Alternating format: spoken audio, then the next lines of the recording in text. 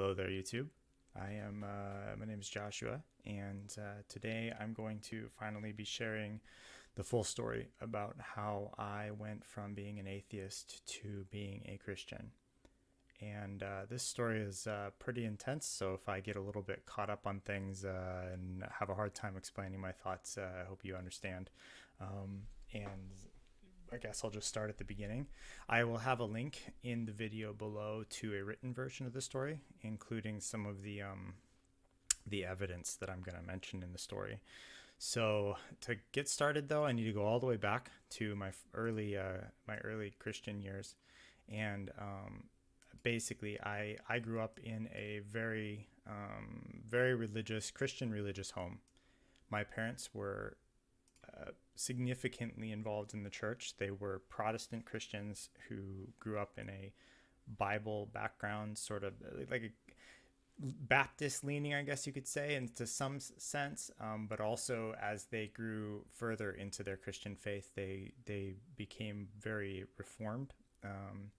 And so I grew up in this environment, and my parents, when we were younger, obviously were not as mature in their faith, and so I watched them grow to some extent as time went on.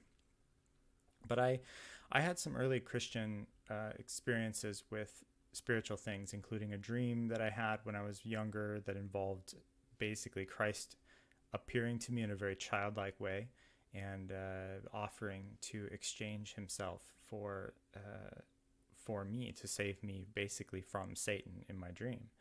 And so I knew the gospel pretty well on an emotional and a deep spiritual level.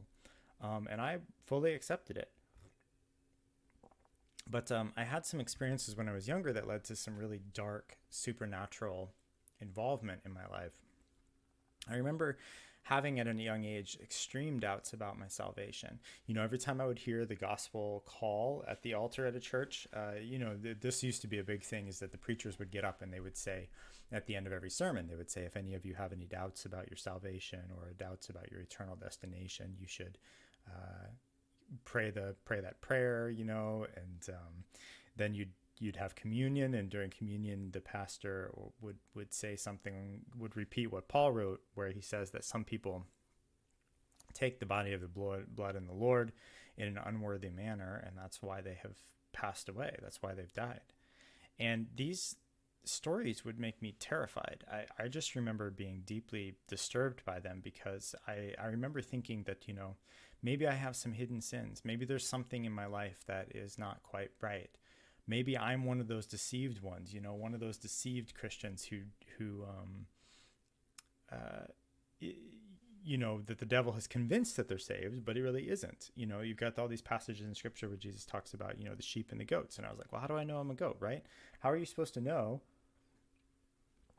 if you're saved, if the devil can be so deceptive that he can convince somebody that they are saved when they aren't? And this contradiction just didn't make any sense to me. I was like, so people would talk about knowing that they were saved. They would talk about that assurance of salvation deep inside of them. And at that point in time, I wasn't sure what that was. I would have moments where I was convinced, and then I would have other moments where I wasn't. And I tell this in my written story. But at one point, like, these doubts had reached a point where they were so strong that I actually flipped a coin 5 times. And I said, Lord, if I'm one of the elect, if I am going to go to heaven, would you please have the coin be 5 heads up? And so, that's a pretty low probability of that happening. And it actually did happen. I got 5 heads in a row. But the doubts, were still tormenting me constantly. I'd read passages about the blasphemy of the Holy Spirit being the unforgivable sin, or Hebrews 6 that talks about a person who falls away and how you can't restore them to repentance. And I was just overwhelmed with a feeling of doubt. And I would have this one time I was reading the Bible, and was reading the passage about the blasphemy of the Holy Spirit, and I hadn't had this happen before. This was the first time. And this voice pops in my head and it goes, the Holy Spirit is a bitch. And I was like, what? Like, I didn't swear at that point in time. I was a young Christian boy, and I was trying to do everything I could. I mean, I felt guilty if I told the smallest lie at that point in time. Don't get me wrong, I had some stuff that I did was terribly wrong when I was younger, mostly involved with the girls in the neighborhood, and maybe, some just rebellious attitudes, that sort of thing. But that thought popped in my head, and it was just so atrocious. It was just so revolting to me. But then the next thought that popped in my head was, oh my goodness, I've blasphemed the Holy Spirit. There's no way for me to ever be saved now because I've done this. And this sinking dread overcame me. And I just couldn't believe it. And, I'm praying and I'm asking the Lord to forgive me. Please forgive me. Please forgive me. I'm blaming myself for this. I was not very strong in the idea of what spiritual warfare was, what demons were, how they interact with your life. And because, the most of the church involvement that you go to is just, unfortunately, a lot of churches that you go to tend to either be very legalistic or very fluffy. And finding Christians who have grown in their faith to a point where they are experiencing God interacting with them on a daily basis is rare. And finding Christians that can reason through spiritual warfare is also very rare.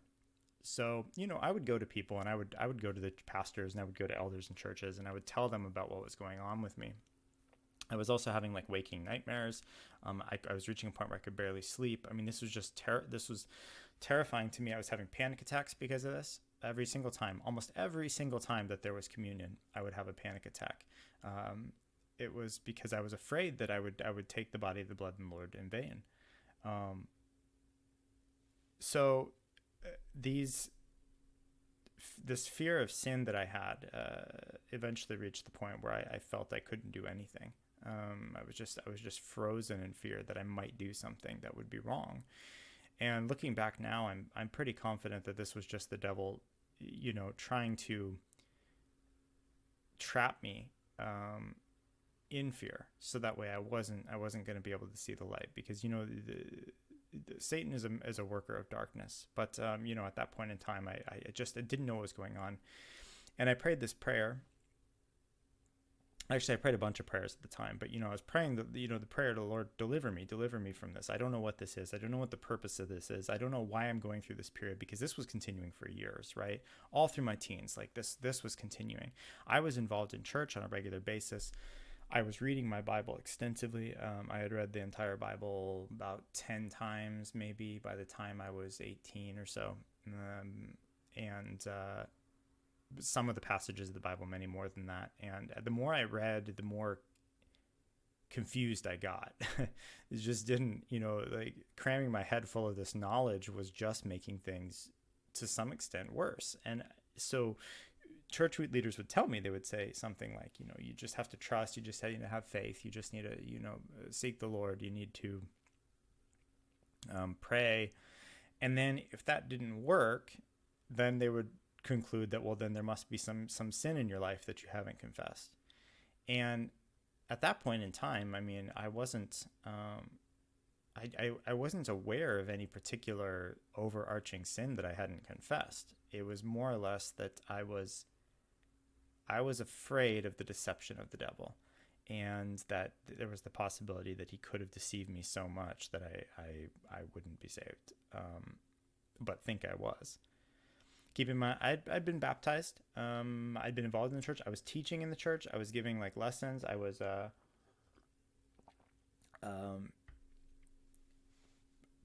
playing guitar. As I grew into my 19, 20 years old, I was doing a bunch of Bible studies for people who were in college and were entering college. This was back in Kansas when I lived there. And these Bible studies generally involved me trying to dig into the scripture more. And as I learned, I was sharing what I was learning to the people around me. Well, some doubts started to enter my mind at that time, because I was studying hermeneutics, and hermeneutics is the process of interpreting scripture. So hermeneutics would then be the science behind how you are supposed to interpret scripture. And within most of the Protestant Christian community, the idea is it's a very rational approach to studying scripture. So as I began to look into this, I realized that the New Testament authors did not seem to follow these same approaches to interpretation of the Old Testament as I felt was being taught. And so I was getting this disconnect between this giant stack of, theological manuals and everything on the one hand, and then the fact that the New Testament authors themselves did not seem to embrace or even teach a lot of those rules. And so to me, it felt like the Spirit was more involved. But I couldn't figure out what that meant. Because rationally it just doesn't fit together. So with that in mind, I was obviously drawn toward men like C.S. Lewis. And the thing that fascinated me about C.S. Lewis was that when C.S. Lewis wrote about spiritual things, he had a way of doing it that tended to touch almost every single Christian, regardless of which denomination they were in. But at the same time, he managed to make almost every single denomination just a little bit upset because we would, there'd be a regular sermon or somebody would write about C.S. Lewis and they would say something along the lines of, C.S. Lewis, great man of God, led many people to the Lord, that sort of thing. But, his soteriology might be a little bit off, or maybe his understanding of the inerrancy of Scripture is wrong, So there was this weird disconnect between people sort of admiring how Jesus used C.S. Lewis, while at the same time sort of like a little bit of judgment toward him. It was like, C.S. Lewis, the poor babe in Christ. I'm so glad the Lord used him so well. But if he had an opportunity to grow up and mature in Christ the way we have, then obviously he would think like we would, like he would have gone with Reformed theology or something like that if the Lord had let him live long enough to grow into that. And I found this a little bit off-putting, because it just felt like a lot of the denominations in church were fighting each other. It felt like there was a battle going on to see who was the most intellectually correct about the Christian faith. And as I studied, I realized that, the Christian faith really it's not about intellect. But the church, you were studying hermeneutics and you're studying philosophy and everything. And at this point in time, I ended up going to Moody Bible Institute in Chicago. And so my goal was to become an apologist. I had given up my computer science career in order to become an apologist. And so I wanted to study philosophy and history and the Bible and archaeology and all these other things so that I could defend the Christian faith from a rational perspective. And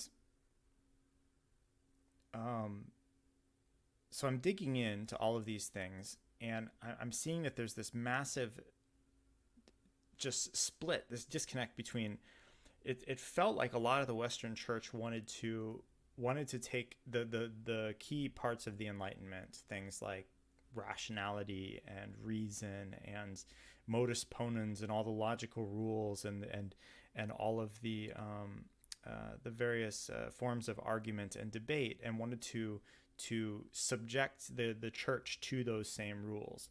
And I thought that this was a great idea, because it felt that if Jesus Christ really is the way, then you should be able to prove that this is true regardless of where you start in the world. So if you start from biology, you should be able to work your way back to the fact that you would need a creator of biology, and that creator must be a perfect engineer, a godlike engineer, sort of the cosmological or argument that there must be a first cause, or the argument for a perfect designer. But I thought the same thing about philosophy. I thought the same thing about logic and reason, was that you should be able to reason your way from first principles to Christ. So of course I studied all the proofs for the existence of God, and as I looked into these, starting with things like some of the weaker ones, like Pascal's argument, and those. And I listened to a lot of debates between atheists and Christians because I was fascinated with atheists. I couldn't, C.S. Lewis had been an atheist and he became a Christian. And to me, it was just mind blowing that somebody would believe that there was no God. This made absolutely no sense to me at this point in time. So I wanted to dig into that. So I'm digging into all of this, I'm pouring into, like, at that point in time, YouTube was becoming a bigger thing. And so I'm watching all of these videos online, these debates and these, reading all these white papers and these articles, reading scripture while I'm also taking classes at the Bible school. So I'm trying to fit in the Bible school and what it's saying to all this stuff I'm reading when I would get back to my dorm room. And then a friend of mine from the next door mentioned that he had gotten hold of a Satanic Bible, and he felt like he needed to read it because I think he had somebody he was trying to share Christ with, and this person brought up this book. And I remember, so he loaned it to me, and so I was thinking, okay, I'll read the Satanic Bible. And as I'm reading the Satanic Bible, I realized, I was like, this is so sad. This is just an atheist pretending to be somebody who follows Satan in order to sort of make fun of Christians. And I just felt embarrassed. I felt embarrassed at that point in time for all of the things we believed growing up. Things like, that Dungeons and Dragons was a satanic game, or that, things like Harry Potter were of the devil, these sorts of things. Because I realized, it was like, wait a minute, people are just using their imagination here. And they're taking their imagination and they're applying this to spiritual concepts to come up with fictional stories. And so it occurred to me that I was like, well, how much of the rest of this faith is like this, right? How much of the rest of our faith could just be described as the same process? So I started to let go of some of the conservative, like the more conservative aspects of the faith. Things like, a 6-day creation, or, that every single prophecy in the Old Testament was interpreted properly in the New Testament. Starting to let go of some of the spiritual interpretation of the way our mind works, and started to embrace some of the psychological interpretations. I started to understand anthropology a little better and realized that religion seemed to develop over time and tended to move toward monotheism. And this was changing my perspective. I could feel my perspective changing. And I wanted to really understand how the world worked. So I dove more and more and more into science and history and sociology. And as I did so, one by one, all the pieces of my faith were falling apart in front of my eyes, until I realized that I was a very liberal Christian and was open to embracing some much more liberal ideas regarding who Christ was. And as I opened up about these things to people in the church, the response I got back was fear. I would say that's probably the best way. If you try to tell somebody that something that they've held to be true 100% for their entire life, that a portion of it is wrong, they're going to respond with fear. And so people were, at this point in time, I still believe that Jesus Christ was the Son of God and that he died and rose from the dead, but I was letting go of some of the more tight interpretations of Scripture, and people were already starting to question whether I was actually a Christian or not. And this made me more frustrated, because at that point in time, I was thinking, wow, my mind is being sort of freed from a lot of these fears that I had when I was growing up, these fears about my salvation and other things, and I felt that my mind was being open to the truth. And keep in mind, so I told you about like these dark, some of these darker experiences and the doubts and stuff I had. Well, one of the things that also I'd had happen all the time was this dark presence in my room. And so the dark presence in my room was just a terrifying presence. If you've ever read anything about, like, I didn't know anything about paranormal, by the way, because when I grew up, like say in the 90s, we didn't really have access to the internet a lot. So I didn't know that there were other people in the world experiencing similar experiences to this. So you'll read these stories about paranormal presences, and a lot of them will be like some sort of a dark presence that you can tell is there. Maybe an animal can tell it's there, so the animal will growl at it, that sort of thing. I would have this in my room probably, I don't know. Sometimes it was more often than others, but all through my teenage years, probably starting when I was like age 11, something like that. And 10, 11, 12, somewhere in there. Obviously, it's hard to put all these details together when you're looking back 20 years, but when I give numbers like this and stuff, sometimes the order of things is a little bit backwards, but just keep in mind I'm trying to be as honest as I can here. Dark presence would fill my room, right? So this dark presence would like just be hovering there in front of me, and I've read a lot about sleep paralysis, for example, and for a long time I thought this was sleep paralysis, but I do remember this one time that I felt it, and I was like, this has got to stop. And I got out of bed and I went upstairs and I grabbed my dad and I brought him downstairs, and I still felt the dark presence in the room, but my dad said that he wasn't sure what I was talking about. And so I knew that I could move. I wasn't asleep. I could get up. I could go interact with other people when this was happening. Well, when I was in Chicago and I was studying the Bible and I was going through all of this stuff, I remember I was watching all these videos online about things like alien abductions and stuff. And the reason I was wanting to watch all of these, I'd started at that point in time to try and figure out how I could explain all of the paranormal experiences that I had when I was younger. And I was starting to realize that the paranormal experiences could be explained as something in my mind, right? So you could try to argue that the part of your brain, or the parts of your brain that function during sleep, during the dream state, might be able to be active when you're awake. And this would explain the hypnotic experiences. This would explain drug experiences. This would explain out-of-body experiences. This would explain the waking nightmares I had. And it could also explain the feeling of this dark presence in the room. So I was realizing that I was beginning to have this psychological explanation for the spiritual experiences themselves. And if I had a psychological explanation for the spiritual experiences, I couldn't prove that they were external to me, right? Sorry, touching my spring on the microphone here. So if I had spiritual experiences that were only inside my head, but they were very real, then why couldn't all the spiritual experiences that anybody has ever had also be in their heads, or just made up? One day I was at the Bible school, and I walked into one of the elevators, and this elevator I remember distinctly, like it was an old elevator, and the thing, if I remember right, was broken on a regular basis. And one thing that we had learned early on was that the closed door button on the elevator didn't work. So you'd walk in, the door would like be stuck open for like maybe 20 seconds, 30 seconds. And so people would kind of press the closed door button and wait, and nothing would happen. And then we finally realized, okay, well, we just stand there and wait, and then kind of argue, complain about it to each other as we wait for the door to close.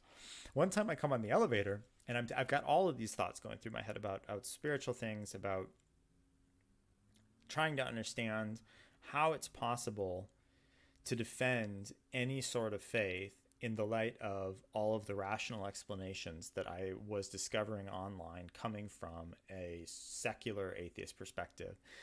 Get on the elevator, doors wide open, another guy walks into the elevator, and he walks over, and I think he had his headphones on, and he just starts pressing the closed door button over and over and over and over. Closed door button. He's like, just like mindlessly pressing it.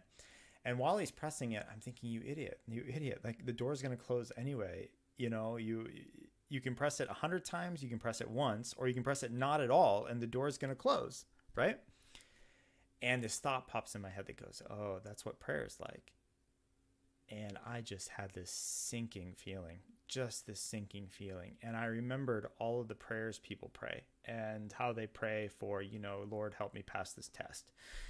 Lord, please give me peace about just these really superficial things. Peace about, I need to pick out some clothes for this wedding I'm going to. Help me to find a suit that fits me well. Stuff like that, where it's just so superficial. So, and then you think about it, and it's like, I'd grown up in such a Christian bubble of a community. I imagined that everybody outside of that was somehow this suffering, these horrible, sinful lives, and that the prayers that we had that were answered, these types of prayers were the reason why we could trust, that the faith is true. So at this point, like little pieces of a little bit like, I wouldn't say it was a tower of cards, because my faith was stronger than that. It was more like each piece of my faith was being replaced with a better explanation. And the better explanation felt like it covered all of the possible scenarios I could think of. So as I was studying obviously the remaining miracles, the remaining prayers that really mattered were the ones that were found in the Bible. And that was written 2,000 years ago. So how am I supposed to be able to trust that any of those are true? And then I'm reading about the prophecies, and I'm reading about how, Jesus says things like when he's talking about eschatology, or the return, his return, he says that, all of these things, this generation will not pass away before all these things take place. And I began to see that, oh man, there's an explanation here for what's written that involves a first century cult. And the first century cult got mistaken about Jesus's death. They had some visions about his resurrection. These turned into rumors, which turned into legend. Eventually legends turns into reality in many people's lives.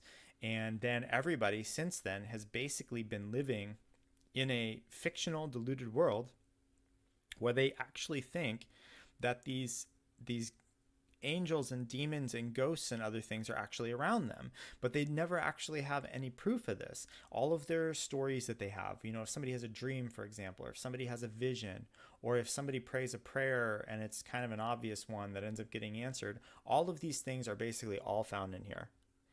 And everything collapsed. I realized that I had been studying all of these other explanations about the faith in order to understand atheism, and I'd reached a point where I realized that if I'm going to maintain an honest perspective of the universe, if I'm going to be consistent, it would be wrong for me to be stubborn and hold on to the Christian faith. I need to have the courage and just accept that Christianity is not true. And I cannot tell you how heartbreaking this was. This was not something that I really wanted to do. I talk in my story about how I had prayed a prayer, and the prayer was I'll wait until the end to tell you what the prayer was. But before all of this happened, I had prayed a prayer regarding atheism, and I had also decided that the Bible says to do unto others as you would have them do unto you. And it occurred to me that if I wanted other people to study Christianity, if I wanted other people to read the Bible, if I wanted other people to test out, to taste and see that the Lord is good, if I wanted people to make a step toward Christianity, I needed to be willing to make a step the other direction, because that's what the golden rule says, right? Do unto others as you would have them do unto you. So I was stepping toward atheism, and now I was realizing, oh my gosh, like this is true. This is really true. At this point in time, Sam Harris, this would have been like, I think it was 2008, 2009, 2010-ish. And at this point in time, the new atheists were sort of coming on the scene. So you had Dawkins, you had Harris, you had Dennett, you had men like Dan Barker. Bart Ehrman was coming onto the scene explaining, and Bart Ehrman had also gone to Moody Bible Institute. And so when I was reading Bart Ehrman's books, I realized I was agreeing with his perspective on scripture almost 100%. So my mindset was moving toward that direction. Well, I still didn't know what the spiritual experiences I had were, other than they were some sort of delusion or some sort of dreamlike state in my mind. And since I had no external evidence for Christianity, other than a Bible, which I had discovered was full of problems, I was left with nothing. So I switched my Facebook status to atheist, and I got so much flack. Oh my goodness, at that point in time, I couldn't believe the level of vitriol that I got from some people who are Christians. I know that I broke their hearts, and at the same time, I couldn't understand why they weren't actually trying to defend their faith against the arguments that I had. And I felt that they were being very dishonest, and inconsistent. And the more I tried to argue with Christians, the more I tried to find any evidence, any remaining evidence. I was looking for anything, like the tiniest little pieces of evidence that would prove, just one of them that would prove that something actually supernatural had happened to a Christian, or that would prove that angels existed, or that demons existed, or that heaven or hell was real, or that Jesus Christ actually rose from the dead. The further I got, I realized that there were not any. And Christians instead tended to act, from what I was seeing and what I was allowed to see at that time, tended to act 100% human. They were acting out exactly what you would imagine a primate that had discovered its valuable, treasured knowledge was wrong would act. And I just was like, oh my gosh, I felt like I was coming out of like a bad dream. But I was also really hopeful, because I realized now that I didn't have to fear hell. I didn't have to fear that dark presence in the room. I didn't have to fear this afterlife that was coming. I didn't have to fear communion anymore. I didn't have to worry about my my sex drive being a horrid thing. I could embrace the world and as a physical experience that could only be had once, and I could do everything I could to create my own meaning. And this drove me for 10 years. During the entire 10 years, I remember I've only had, while I was an atheist, I only had two, that I can remember. Let me think. I'm pretty sure I only had two supernatural experiences, but it's kind of hard to pinpoint, like they're like sort of like bookends to the whole thing. The first one was a dream, and in my dream, so this would have been probably a month after I became an atheist, maybe. I can't remember the exact timeline, but I was in my apartment in Chicago, and I had gone to bed, and I had a dream where I was laying on the bed that I was on, and a demon came, and it began to move toward me, and then moved inside of me, and I could feel it moving up from my feet through my legs into my torso, and then it came up toward my chest area, and then went through my arms, and I could feel it filling every cell of who I was, and then it like went up. I could feel it going up back my neck and then filling my brain, and then as soon as it reached the point where I was like at the extreme end, I was like gonna yell and scream, and I woke up, and I was here, and I was like, oh wow, it's just a dream. I'm like, I don't remember if I was sweating, but I definitely remember being so terrified. My heart was beating and all this stuff. And after that, I never experienced the dark presence in my room. And I just assumed in my head that my brain had been reconfigured to stop believing in spiritual things. And that's why all the spiritual things stopped. That was what was going through my head. So for that 10 years, so that was the first spiritual experience. And the next one occurred about 2 years ago. So this would have been roughly 10 years after that beginning one, right? So 10 years, I did everything I possibly could to clean my head out of all of this, what I thought was religious garbage. I wanted to have a mind that was like pure of any supernatural belief. The only thing was that as I tried to do this, I just got more and more angry. I got so angry. Like I would get so angry at every little thing that somebody would do that would even hint at any sort of supernatural belief. It just boggled my mind, because I wanted, in my worldview, I saw that the only way the world would get better or would improve is if people abandoned all their religious belief. So obviously, if people are to abandon their religious belief, that means that you've got to teach them that their religious beliefs are BS. And so that was sort of my calling on the side of, also, I'd gone back into computer science, so I was constantly increasing my knowledge about computers and computer science and all of this stuff. And then I would debate people, and it didn't matter whether they were Christian or not. I mean, I would debate people who weren't Christians, who just believed in anything supernatural at all. People, I was the typical angry atheist, right? whether it was horoscopes or Ouija boards or Christianity or Islam or Jehovah's Witnesses or Mormon. It doesn't matter. Just pick any one of them. And I wanted to set as many people free from this belief system as possible. And I look back and I am very sorry, but I did. I mean, there were a lot of people that I encouraged out of this belief system. And I would have lots of people reach out to me who were in the church, and they would secretly reach out and they would tell me, Josh, I really appreciate what you're doing. I'm in the church, but I'm too terrified to come out. And I'm too terrified to actually say that I agree with you because I saw how Christians treated you when you left. And in my mind, that the way Christians were treating me, they were treating me so terribly, was sort of confirmation that God didn't exist. Because if God really existed, he would be the one who was punishing me, right? How come it is that humans are the ones that are punishing me? So in my mind, the way I was thinking was that when Christians say that if you leave the Lord, you're going to have a terrible life, they were fulfilling their own prophecy, right? If I tell you, don't touch that, that thing of mine, or else you're gonna have a bad time, and then you touch it, and then I punch you. Well, I mean,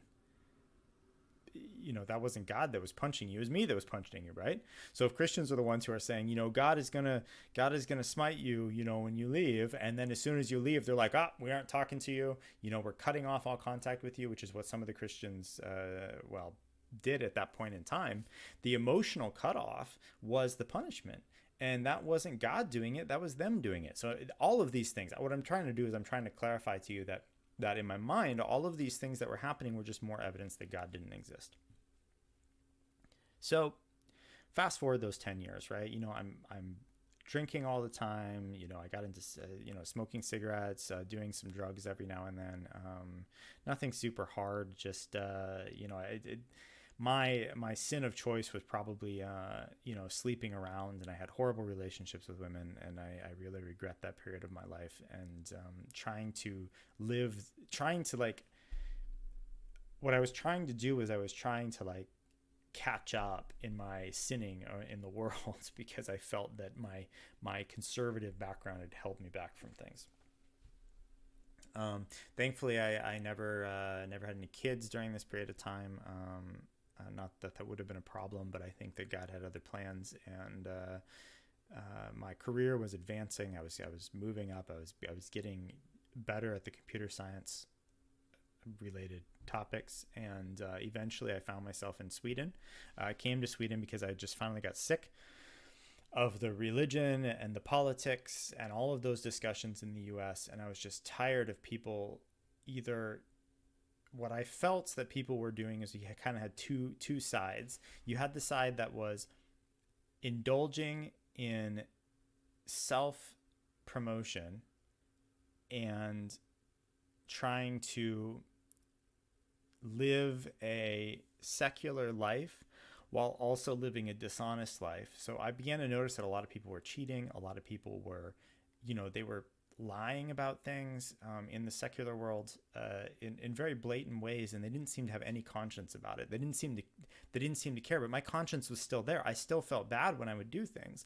Even though I would do some really bad things, I still felt terrible about it, and I would try to go back and apologize for things. But I noticed a lot of people didn't do this. They just didn't seem to care. It was like there was no part of them that, somebody would cheat on their spouse, for example, and then would act like the real problem was their spouse.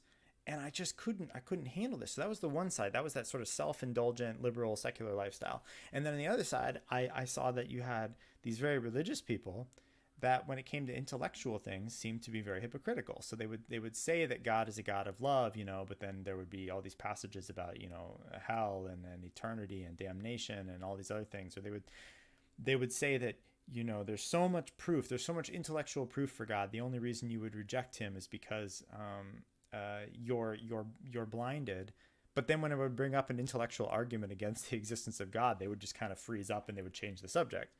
I felt both sides were just completely missing the point. I couldn't stand it. I just could not stand how nothing made sense. And for some reason, Sweden was inviting to me, because when I had friends who were on Facebook, for example, and I just noticed that they didn't seem to argue and debate these things at all in Sweden.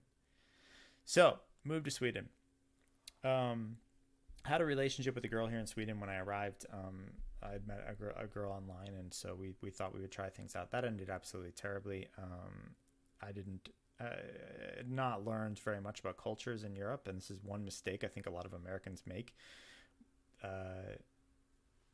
But after that, it was about a month after I think that relationship fell apart. I met this girl who lived in London and her friends, and they worked together at a company that was doing recruiting. And I felt they were both seemed very cool. We met at a conference, and the guy, I don't even remember his name because we weren't friends after this because of what happened next. But he's like, dude, you should come to London. You should come to London and hang out. And I was like, great. Like, I want to explore Europe as much as I can. I want to make as many friends as I can. Why not? So I agreed to go visit him. We set up a time. I get my tickets booked, all of that fun stuff. And this is the point where the story gets really interesting. So he lets me know basically.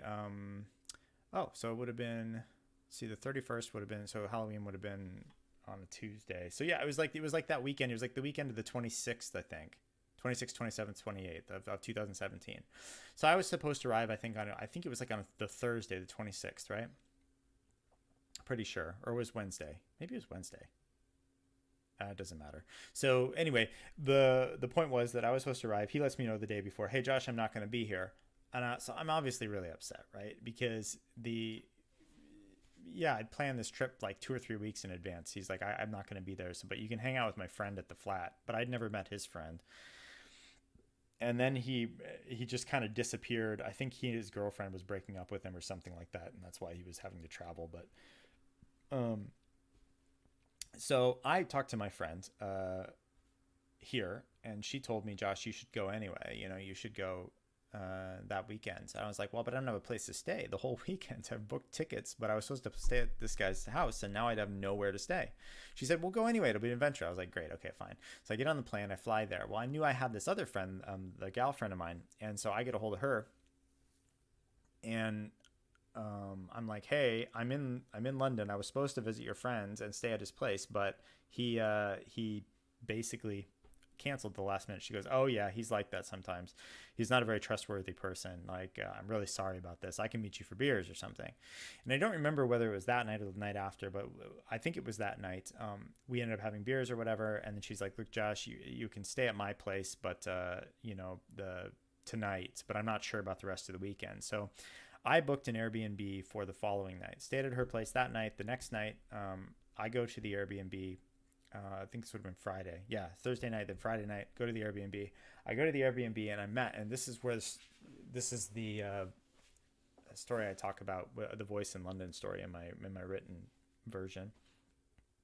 So I arrive at this place, and it's a super, super old building. I mean, this building is built in the 1600s, and it had, obviously these old buildings in London or other places in Europe have these like additions and wings on them potentially added. And, there's changes that have taken place over time, but the core part of the building was the same.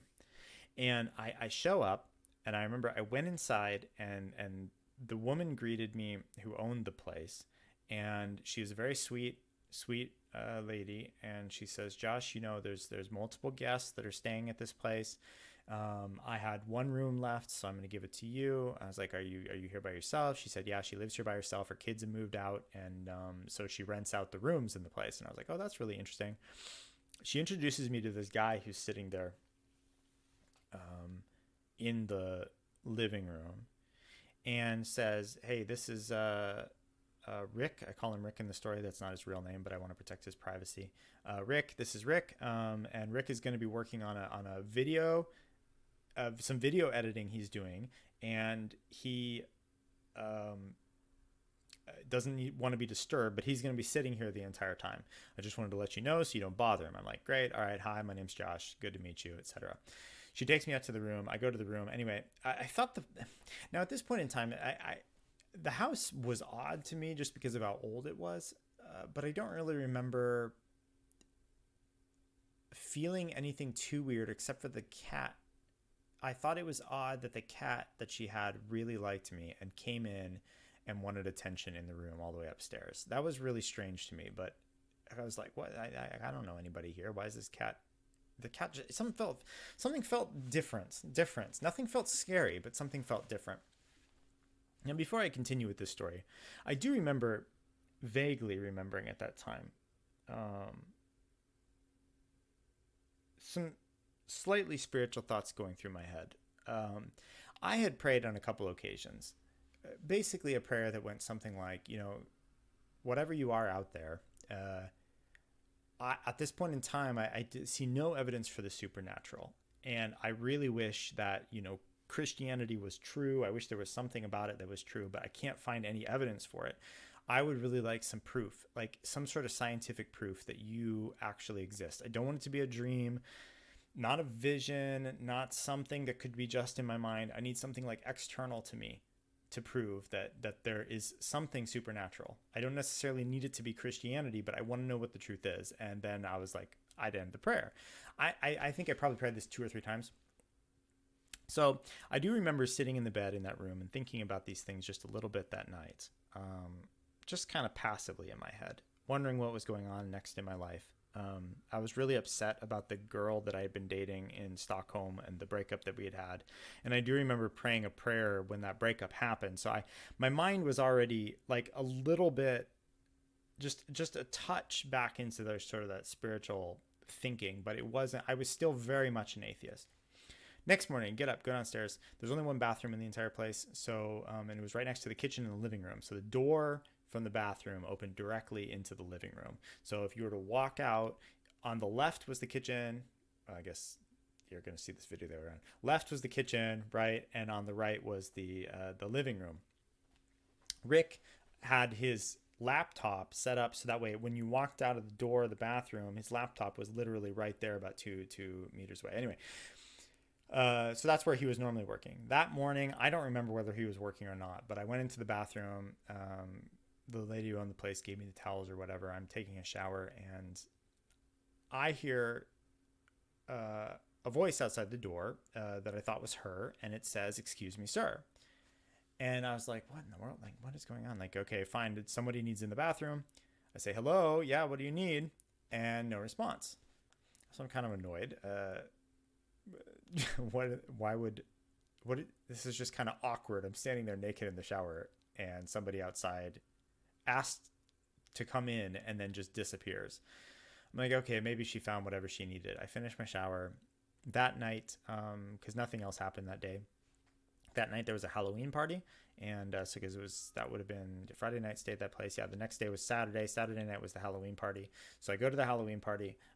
Absolutely fantastic Halloween party. It was one of the best, secular parties I had been to. It was so much fun. I had a great time. So that night I stayed at my friend's place, and the following day she lets me know, she's like, Josh, I don't have a problem with you staying here, but it is really distracting right now, and I'm starting my new business tomorrow. She was starting a recruiting business, and she said, Josh, can you please, it would be so much easier for me if you just went back to the Airbnb, because I have to focus on all this stuff I have to prep for tomorrow morning. And I was annoyed, but I was like, okay, fine, I'll go back. So I checked the Airbnb, and guess what? The room was still available. It was a Sunday night, so I was like, great, I'll take it. I show back up at the Airbnb, get checked in, everything, go to sleep, wake up the next morning, go take a shower, because that day, I was having my interview for my dream job at Spotify. And Spotify in Stockholm was like one of the coolest jobs you could have in computer science. And I was like, I was just ecstatic that there was even a possibility I could have this job. And so but that morning of the interview for this, my best job, my dream job, I'm in the shower again, and I hear the owner of the house come by, and she goes, excuse me, sir. And I'm like, this is the second time this has happened. I booked 2 completely separate nights, and the same thing happens again. This is too weird. 2 different times of the day for taking the shower. What is going on? So I said, hello, yeah, what do you need? No response. I was like, oh, maybe she can't hear me because the water's running, right? Maybe it's just too loud and she can't hear me through the thick door. So I was like, okay, I'll turn off the water. So I'm standing there completely butt naked in the shower with no sound. And I say, yeah, what do you need? Hello? No response. So I turn back on the water and I finish my shower feeling just kind of like confused and just kind of upset because it's like, why are you interrupting me when I'm trying to take a shower? I'm just enjoying myself in here. So I get out of the shower and I remember walking to the door and I opened the door and I stepped outside and I looked up and Rick was sitting right there and he looks up at me. And I'm not quite sure who spoke first. I remember me speaking first. He tells me he remembers he spoke first. But if I remember right, I said something like, yeah, who is that? That was what did the owner of the house want? She wanted in the room. And he goes, Josh, well, who were you talking to? I said, well, yeah, it's the owner of the house. She wanted to get into the bathroom. Or at least I think it was. Maybe it was one of the other tenants. He goes, Josh, there's nobody here. We're the only ones in the house. And I'm shocked. Just shocked. I mean, how... This doesn't make any sense. I was like, no. Surely somebody came by. Maybe we didn't see anybody. He goes, Josh, look, I've been sitting here the entire time you've been in the shower. There's nobody here. And it was true. His eyesight... is line of sight where he was sitting. I mean, it would have been out of the left, but there, I mean, I guess it'd be possible somebody could have walked by the door, but then he tells me something else. He says, but I heard like what sounded like a puffing sound, like a whooshing or a puffing sound of air come from in front of the door right before you spoke. I was like, well, that's what? So he did hear something. And he looked up, but there was nothing there. And then it wasn't until I responded that he realized that something else had happened. So when I come out of the shower, his initial thought is, okay, what in the world was Josh talking to? Because there was nobody there. He heard a sound that I did right before I said hello, but there was nothing there. So I said, wait, so you sure nobody was there? Yeah, he's like, yeah, absolutely sure. And then we talked. We spent about 45 minutes talking, by the way. And one of the questions he asked me just drove me crazy. Now, you'll remember I moved to Europe, and I moved to Sweden in particular because I wanted to escape religion and all of the politics with religion and all these things.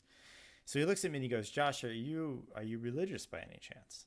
And I'm thinking, what in the world? Like, I ran away from this. This is one of those crazy religious nuts. So I said, no, I used to be religious, but now I'm an atheist. I was very proud of this. I was proud of having left the delusions of religion. And he goes, oh, that's what it is. That's what it is. Like, what do you mean that's what it is? He goes, oh, yeah. I just figured this is probably something connected with your religious childhood. And I'm like, what? He said, yeah, I'm a Christian. I'm a Episcopalian. It's like Catholic light, and I'm not the best Christian, but I do believe in these things. And, I think something spiritual happens. And I'm like, no, man, there's no way. Look, I'll bet it was just a sound that I misinterpreted. Maybe there's like a speaker or something or some pipes, or maybe it was like, the steam from the shower and a pressure buildup or whatever. I spent those 45 minutes talking with him and trying to prove anything that would make that sound. And he was adamant, Josh, I've been staying at this particular Airbnb in London many times because he traveled all over the world doing these video shoots, and then he needed time to be alone to edit them without distractions. And he says, I have been here many times. I've been in that shower dozens, if not 100 times, and I have never heard anything remotely like that sound. I was like, well, maybe it had something to do with the temperature I had the knob set to. So I went back inside, and the temperature, the thing was still at the same temperature, right? The exact same temperature as when I had finished the shower, because it was one of those knobs. If I remember right, I think it was one of those ones where you set the temperature and you pull it out to turn on the water, so that way you could keep it at the same one. So I pulled it out and I was like, let's just close the door to the bathroom. It's running at the same temperature it was before. Close the curtain exactly the same way it was and just wait. Waited, no sound, nothing, not even nothing happened. And I'm starting to think, this is too weird. This is too weird. While we were talking, the owner who, Rick was correct. We were the only ones there. The owner comes back through the door and she has groceries in her hands and she walks over to us and she goes, oh, what are you guys talking about? She was probably concerned because she told me not to bother Rick, and here we were chatting. And so I explained briefly, I heard a voice out talking to me outside the door there, and we've been trying to reproduce it and we can't reproduce it. We have no idea what it is. And her response was, oh yeah, this house is haunted. Things like that happen all the time. And what do you say to something like that? So then we talked for very briefly about it, and she said, yeah, there's been people have seen a woman around this house who isn't here. Guests have seen her. I've seen her, but there is not a woman of the appearance people have mentioned that lives here like that. So now you would think at this point in time that I would have connected this particular event back to my prayer about proving something supernatural, but I didn't. I just thought, haunted house, what does that have to do with religion at all? How can that possibly have anything to do with any particular theology? Like a woman, what's that Monty Python line where it's like, strange women in ponds handing out swords there's no basis for politics or whatever. I mean, there was the same thing. It was like, a strange women politely asking to come into a bathroom while you're taking a shower naked is no basis for a theology, right? So I just I took the whole thing and I put it in a little shelf in my mind, and I just concluded, okay, Josh, you're scientific. You're going to come up with an explanation for this at some point, right? You're going to just need to let it rest in the back of your mind, and eventually you'll be able to come up with an explanation for this. So I got the job at Spotify. I started Spotify, and my life was like, at that point in time, for a few months, I felt like I was on top of the world. I had my dream job in computer science. I was dating around in Stockholm, and I was enjoying everything that I felt like I was on top of the world. And then things started to go downhill.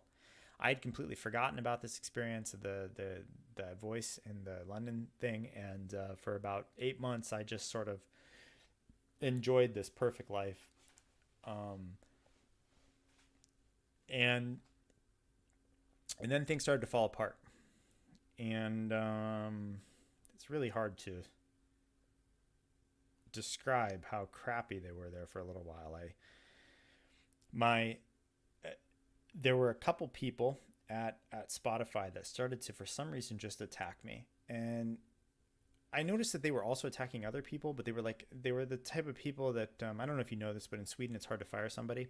So the one guy actually attacked, he yelled at a coworker of mine in front of everybody. And I couldn't believe he didn't get fired. I mean, it was so vitriol. He was the emotion with which he yelled in front of everybody was just so strong. I was like, if this had been the US, this person would have been fired.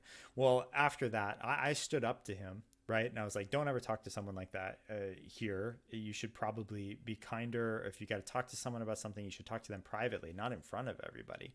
Well, then he turned all of that on me, right? And then he started to turn somebody else against me. It was just crazy. This was not my dream situation at all. And as I've learned since then, most of the problem with this has to do with how hard it is to fire somebody in Sweden because of the way the laws are set up. So this person just stayed on and was constantly bullying me. And I couldn't deal with that. I was dating this girl, and I remember we ended up getting in an argument over something just completely stupid. I mean, it was just completely ridiculous. And I couldn't understand, she's after the argument, she was demanding that I make her breakfast and that I just this crazy stuff. And I was like, oh, this is ridiculous. So I asked her to leave my apartment. She attacked me. She broke my hand. was basically saying, I can't believe you would treat me this way. And I was like, whoa, this is kind of why I wanted you to leave, right? So I didn't realize my hand was broken at the time. It wasn't until it didn't took like 6 weeks for it to stop hurting, but I was too terrified to go to the police about this. So I had that happen. Work was falling apart. My relationship life was falling apart. And then a couple months later, I had all of my my options at Spotify, the whole thing with the financial things, remember there was in 2018, all of the tech stocks kind of had a miniature crash. And so all of my stocks were included in that. And I ended up in this situation where they were barely going to be worth anything. I get this call and it's somebody from the financing company regarding my options. And the guy says, hey, Josh, how are you doing? And I'm like, oh, I'm doing good. I'm good. He's like, yeah, well, we have a paperwork thing we need to take care of. I'm like, okay, yeah, let me know what. He said, well, you just sold your options, or you converted your options into cash. I'm not going to get into the details of all that, but we had a paperwork glitch, and it wasn't, basically the system wasn't supposed to allow you to do that until you filled out some other paperwork. I'm like, oh, okay, so what's the paperwork? He goes, well, it's this form you need to fill out. And I was like, well, when do you need it? He said, well, I actually need it in the next hour and a half. And I was at home and I didn't have a printer, so I had to rush all the way to Spotify office. And I remember I was sitting there trying to fill out the paperwork, print it, and then sign it and stuff and everything. And he's like, Josh basically told me, Josh, if you don't get this paperwork in, and if this doesn't get approved today, the glitch is going to cause it's going to cause us to take all of the cash you would get from everything that you would get from your options, and we're going to send it to the IRS. I didn't understand the math of why this was happening. I do now, and I'm not going to get into the details of it, but basically this would I would be completely screwed for about a year and a half, because all of that money would go to the IRS and they would have to fight the IRS to get it back. But on top of that, as soon as I got it back, then I would have to go to the Swedish government and I would have to pay taxes on that, and then I would have to report those taxes back to the US government, so the US government know I paid taxes somewhere. Absolute nightmare. And I'm just fuming. And while I'm sitting there fuming, thinking, oh my gosh, I'm going to lose all my money. I get a text message from the girl that I've been wanting to ask out. And she sends me a message that says, hey, Josh, I had a good time or whatever, but I'm pretty busy, so I probably won't be able to meet this week. And I knew that meant she probably wasn't that interested. And I just lost it. I sent an angry response to her. I still regret that. And of course she had no idea what else was going on in my life, but I was just so mad because everything in my life was collapsing. And I had been trying so hard to get to this point where I was at the peak of my career, and nothing was working the way I wanted it to. Well, I got the paperwork in, and paperwork's in. And then the guy from the financial company tells me, he's like, Josh, yeah, we won't know until about I think it would have been 6 p.m., 7 p.m. New York time, which was 4 a.m.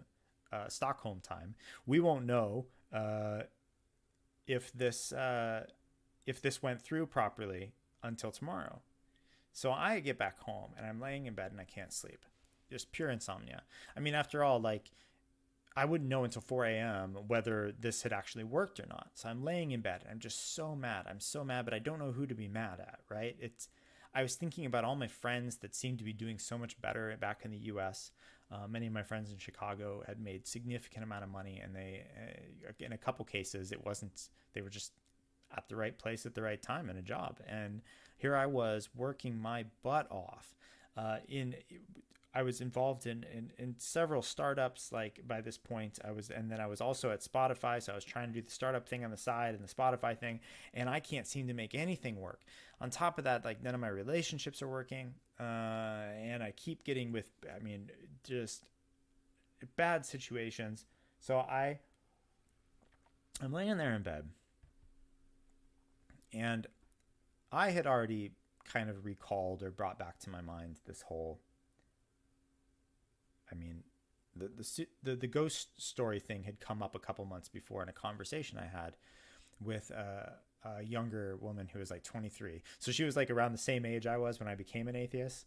And we were in Ibiza actually at that point in time, me and a group of friends. And she was telling me how she could explain anything supernatural. She felt there was, and I remember I I had told her my story about the voice in London, and she didn't have a good response. And I remember sitting there thinking, so I'm laying in bed the night that I almost lost all the money, and this girl decided she wanted to date me or whatever, and I'm just like, man, that maybe there is something supernatural, maybe if there is any possibility of this, like maybe I'm fighting against something, you know.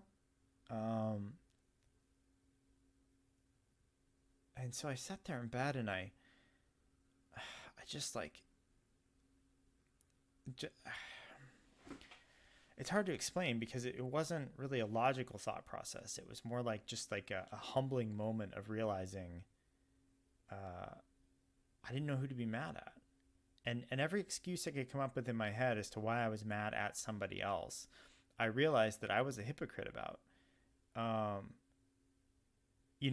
couldn't, I had no arguments. I just, I could be mad at this girl for not wanting to date me. Nah, but I can't really be mad, right? Because I've broken things off with girls. An overwhelming sensation of shame, I think, or guilt, or just worthlessness. I didn't even know. It wasn't an emotion that you could just describe with any normal word.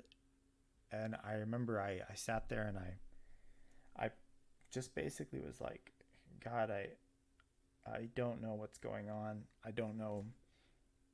Everything in my life seems to just not work out the way I want it to. But if there's like any chance that you're there, like it sure seems like there's something supernatural, but I don't have any clue what it is. I give up everything. I don't want this anymore. I don't want to live for myself anymore. I'm tired of like dating women just so that way I can be satisfied. I'm tired of feeling alone. I'm tired of feeling unloved. I'm tired of fighting against my family about religion. I'm tired of constantly trying to get better at my job, but then feeling like everybody's just backbiting each other at work to try and get ahead, to get promotions. I'm tired of like trying to get rich and always failing, but even when I do have money, I just waste it on myself. I felt, I don't know if I said these exact words, but those were the feelings I was having, right? And I just like begged God to show something to me. And as I was laying there in bed, I felt for the first time in 10 years just that horrible, hated, dark presence fill my room again. And this time it did. It was stronger than I've ever felt it before. It just like enveloped the room, and I still, it's so hard to describe this because just like all of the hair on my body stood up on end. All the hair stood up on end. I had goosebumps like all over my body, and I was just frozen into place. And I just knew this dark being is like, it's like a demonic presence, and here it is. And I was like, this is what I had in my teens. Like this was the same thing. And then I was like, whoa, what just happened? Because I realized like it was starting to dawn on me that like I had that dream where the demon came inside of me when I became an atheist. And now here I was praying a prayer where I'm praying that, I don't even know what or who I'm praying to, but now it comes back out of me, and there it is in the room. I didn't feel it leave me, but it was just there. And I was terrified. One second. Absolutely terrified. And so I didn't know what to do. I was frozen. And so I just begged God. I begged God over and over and over. I was like, God, please, please, please take this away. Take this away. Just don't let it hurt me. Don't let it hurt me. And you have to understand, when you're in the presence of one of these beings, it feels like they could make their face appear, or that they could just reach out and touch something. So you don't, you see those videos, or you hear about poltergeist activity and stuff, and people talk about being able to sense a presence. That's what it felt like. I was afraid stuff was going to start flying off my walls, or like it was going to grab the bed sheets and yank them off the bed or something. I was just like, whoa, what in the world's going on? And So I'm begging and praying, but there's also this one part of my brain back here that's going, oh, this is all in my head, right? This is like not an actual thing. This is still all in my head. So I don't know what's going on. And I'm just begging God. And this little light, I remember I had this sensation of like, I had this external being out here. And then in somewhere deep inside, like down inside my spirit, in my chest, I felt this little flame, and I could kind of see it in my mind's eye, but it was like this little flame pop up, and it was like this little tiny little candle flame, and then this voice inside of me was saying, "I'll protect you," and that was it. No other words. I don't remember hearing anything else at that point in time. Just I will protect you, and I didn't know what to do. So for the next probably, let's see, that would have been February, March, like about the next month and a half, could not go back to my apartment without feeling this dark presence. I would be like 10 meters away, and I would be walking toward it, and I did not want to go back to my apartment. There were many nights where I just wanted to stay at work because I knew if I went home by myself, I was going to feel it again. And so I would feel this dark presence. I started to have, dark thoughts in my mind about, just dark, hated thoughts. I didn't know what was going on. Point in time, dark presence in my apartment, and I had started a new job. The new job seemed to be okay, but I knew. So basically, my brain was kind of split at this point. I still had my one part of my brain that still wondered if everything that I was starting to experience was all in my head. But I knew that there was like this other guy when I heard the voice in London, there was another guy who was there. So since I knew that there was another guy who was there, I knew that I had like some external proof. So I knew that event, like that one event in London, was at least externally validated. But I had a couple of people that were suggesting, well, maybe he played a prank on me, right? So I knew I needed to talk to him again, but I didn't want to. And but then I had these like experience of this dark presence in my apartment over here, and right, the dark presence in my apartment was that one was something that I didn't have any external validation for. So how was I supposed to know if these were even connected? Maybe I was just losing my mind. I mean, like maybe I'm just losing it. I need to go see a shrink and get some pills or something. So I decide that I'm going to get a hold of the guy that was Rick, the guy that was at the apartment. So I had added him on LinkedIn because he was also involved in like some STEM or like tech related stuff, because that's what he was doing the video on. When I was at the apartment, he was editing a video about women in STEM in Africa. And I was like, oh, okay, that's great. So we became LinkedIn friends. I messaged him. We're setting up a chance to talk.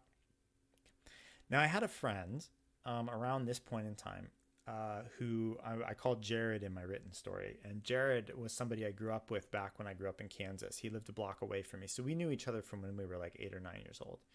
And Jared was an agnostic. His dad was an atheist and his mom was Christian. And I remember very distinctly wondering about these things growing up because I couldn't understand why his dad was an atheist. And well, Jared had moved to Sweden as well as me. And we moved here about 2 weeks apart from each other. So we would hang out every now and then. Well, one day, and this would have been in April, I think it was April 22nd, because I had a picture from that day, and I went back and I checked the EXIF data, like on the date when it was taken, and it was the 22nd, I think. So the 22nd, we went out into this beautiful, beautiful Stockholm spring weather. I mean, if you ever get a chance to visit Sweden, you got to come in the spring or the summer because it's absolutely gorgeous. We're going out to a famous park here, and we're laying there in the grass. And at this point in time, because I was thinking about all these like spiritual things, and I was trying to validate, I wanted to know, could any single person that I talked to come up with a rational explanation for this voice that I heard in London? So I decided to try it out on Jacob. I'm like, Jacob, like, I don't remember how the conversation turned that way, but I mentioned that I told him the story, and he looks at me like I'm crazy. And I go, well, do you have any explanation for it? And his response was, well, Josh, yeah, I mean, Rick must have been playing a prank on you. And I was like, I don't think so, but I'll find out in a week, because Rick and I had scheduled the time to talk that following week. And I told Jared, okay, I'll talk to Rick then. But while we're sitting there in the grass, and I kid you not, and this is probably even more unbelievable than the other portion of the story, I lay back in the grass, and at this point in time, every time I would tell the story, I would feel this like energy around me. It felt like something spiritual was happening by me just telling the story. And as I lay back, I look up in the sky and I see a tiny little dot. It was probably zipping across the sky at about the speed of like an airliner, and it was just tiny little round disc, or this just pinpoint in the sky, bright blue sky, almost no clouds at all. And I'm like, Jared, what is that? He looks up, he goes, oh, what? I have no idea. I said, look, there's two of them. And it's true, there were two of them, and they were flying in formation. So they were like two little, maybe like points super high in the sky that were just kind of zipping along at the speed of an airliner through the sky. And I was like, what in the world?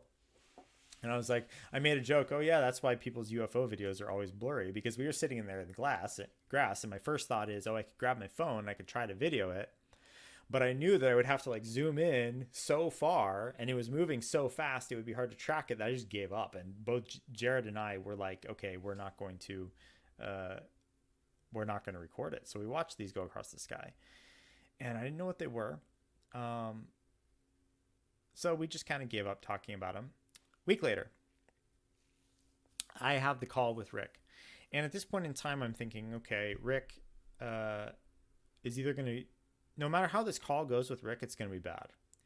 Because there are only two possible outcomes, right? Two major outcomes. One outcome would be that Rick would confirm the story to me, and that means that the supernatural does exist. Or something supernatural exists. Doesn't mean the Christian faith is true. It doesn't mean any particular faith is true, but it means that there is the possibility for a disembodied voice to exist from somewhere. And if a disembodied voice can exist from somewhere, it means that all of our ideas in about evolution, for example, are based on some false premises, because you cannot evolve vocal cords and the ability to speak, right? If that whole process is driven entirely by physical things, then the idea of a disembodied voice speaking out of nowhere to you is suddenly something that should be completely impossible, because that means that something that didn't involve vocal cords is speaking, right? Okay, that was one possibility of my conversation with Rick. The other possibility was that Rick would tell me that he was pranking me. And if he was pranking me, then it meant that everything else that I was experiencing that was supernatural was all in my head, and I should probably see a psychologist, right? If he wasn't pranking me, and he confirms that the story, okay, all right, so those are the two, right? Okay, so those are the two possible explanations there. So I'm on the phone call with him, and I'm like, I don't want to give Rick any I don't want to jog his memory, right? And I just want to hint that, do you remember what happened in the Airbnb we were at a year ago? So that's what I did. I said, can you please tell me in your own words, Rick, without me telling you anything, what you remember of that day when we were in the Airbnb? So he proceeds to tell me exactly what I remembered. He tells me almost down to the nittiest gritty detail that he does remember hearing the puffing, whooshing sound in front of the door. He remembers me replying to it distinctly, and he was very forceful and adamant about each of these points. And then he tells me, Josh, I actually I have the notes for all of this conversation, so we can go back. I can share them. I'll share them on my my story, because I decided to take notes at that time on my computer and type as fast as I could. I couldn't keep up with him because he was talking so fast, but I did the best I could. Okay, so in those notes, and he basically outlines everything that happened, and then he goes, Josh, I'm a Christian. I think that what you experienced was a word of knowledge, and something gave you a message when we were there, and I was the witness. I was the secondary witness to this event happening.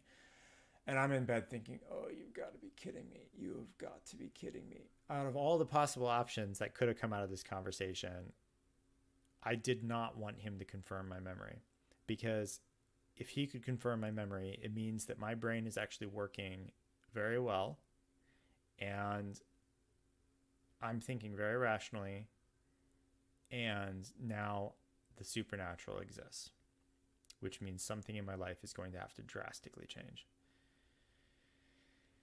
He talks a lot about his Christian life. He ends by telling me I need to read a book by about Padre Pio. I'm like, oh, you got to be kidding me. Like, he's like, oh, it's some Catholic saint that had a bunch of miracles happen. And I'm thinking, oh man, like this is going to be one of those BS books where like all of the miracles are going to be like, there's going to be tons of atheist publications online debunking everything. And I'm just like, but I'm like, okay, God, if you exist, you gave me the voice. I got the confirmation now. I had the the two UFOs last week, and I had a secondary witness for those two. What in the world is going on? I get off the phone call with him, and I'm laying in bed there. And at this point in time, the dark presence came back in the room, and it just like filled the room again. And I remember sitting there, oh Lord, like, I tell some other details in my story about this call that are really important. Cause like at this point in time, you have to understand that like all of these spiritual elements were like these synchronous events were occurring. So I was getting confirmations almost like by the, 3-4 times a day of something synchronizing and lining up. And the dark presence fills the room. Except this time, I felt what felt like a white light in front of me. And the white light began to fill. It was actually right where I'm sitting right now, because my bed is behind me. It's behind a curtain, but it was right where I'm sitting right now. And I felt this like white presence come up from the floor. And the dark presence would have been actually like right up here in front of me. And this white presence came up in front of it. And it rose until it like went all the way to the ceiling here. And I could just feel it. It was like immense. And so I was terrified of the dark presence, and now I'm terrified of this white presence. And I'm like, what in the world is going on? Because you have to realize I'd experienced the dark presence from like when I was a teenager, right? And now I had this like white presence, and I've never experienced that before. That's new.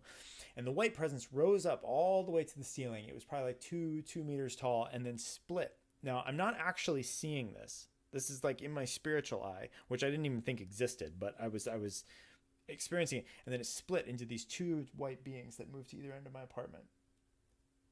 So I have a door on that end that goes out to the balcony, and I have a door on this end that goes out to the exterior hallway.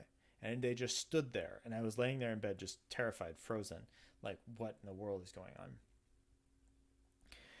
For the next month or two, I would feel the presence of these white beings every time I would go home. And then I began to have voices in my head that were like encouraging and comforting. I still had the dark voices or whatever. And it was just like going back and forth. It was like this tussle, like this spiritual battle that was like going on. It was just like, I didn't want to tell anybody about this because I thought people would think I was crazy, right? My exterior life was just very strange. And then I began to see I don't even remember how many times I saw it, but I began to see what I thought was like a star in the sky. And so I would go out on my balcony here actually, and I'll post a picture sometime of like what I see out here, so that you can know what I'm talking about. But I remember one time I went out to smoke a cigarette, and I go out on the balcony here, and I look up, and there's like, it's still this would have been like maybe like June or July, something like that, May, I don't remember, but it was like summertime in Stockholm, so it never gets completely dark, right? It gets close to dark, but because Stockholm is so far north, it just not completely. And I walk outside, and there's this brilliant star in the sky. It's like super bright, and I look up and I go, "What is that?" Right? And I looked at it, and as soon as I looked at it, I saw it was moving. It was just kind of gently moving across the sky slowly, and then it just faded out. It just disappeared. I was like, "What the heck? That's weird. What in the world?" I've never seen anything like that before. I mean, I've seen meteors, I've seen satellites. I know how they move through the sky. There were no clouds in the sky, and it was actually still slightly blue out, so it wasn't a completely dark sky. I was like, what in the world? Like, I've never seen anything like that. I thought, well, maybe it's a flare, maybe it's some sort of a flare or something like that. So I just kind of put it out of my mind. Well, I started to see it recurringly. And as this battle is like waging around me, I have a picture hanging on my wall in my living room. Actually, I'll show this to you. Actually, you can see. So see that picture? I painted that picture, and that picture is hung up by like Velcro. Those 3M Velcro tabs, right? And as these angels, or what I believed were angels, began to talk to me, they began to sort of like hint at things in my life I should clean up. And one of the things, I was out with a friend one night, and I felt like one of the angels had told me, Josh, you should, maybe you should only have a couple beers. Don't get drunk. Well, I had more than a couple, and I come back home, and I walked into my apartment, and I looked over, and that picture fell off the wall. And it was sitting there, and I was like, what? That thing's been hanging up for, I think I had put it up in like December, and this would have been June. So it had been up there for like 6 months, and it had never fallen down. And I'm looking at it, and I'm like, oh, well, maybe the tabs, like maybe the stickiness wore off the stuff, and then it fell off the wall. No, I looked, and the sticky portions were still attached. Like, I'm not kidding. The Velcro was still perfectly intact, so I could actually pick it up and I could put it back on the wall. And I was like, what in the world pulled this off? So I put it back on the wall, and I put some weight on it, and I could not make it fall off the wall. And I'm like, what in the world happened? This has never happened before. And I tell you the truth, it has been up now. This is what are we in November? It has been hanging up there and has never fallen off. It just happened to fall off that night. Another night, I had prayed a huge prayer, and it was like basically like, God, I don't know what's going on. I don't know anything. I had gone through that whole process of learning about liberal Christianity, and so I wasn't sure about like right and wrong very much at this point, because within liberal Christianity, there's a lot of people talk about homosexuality, or maybe abortion, or maybe porn, or maybe drug use, or these other things. They'll like be kind of loose on these things. So I remember praying this prayer, and I was like, to the angels almost, I was like, can you please show me if watching porn is bad, or if I don't know whether this is actually wrong or not. At that point in time, I was like, I don't know what I to trust, or what. I was so confused. For those of you that are Christians watching this is going to be so weird for me to ask this, but I tell you the truth. I'm not lying. I was so confused at this point in time. I didn't know whether to trust anything in the Bible. I didn't know. The only thing I was trusting at this point was whatever these beings were, because I knew that I needed God.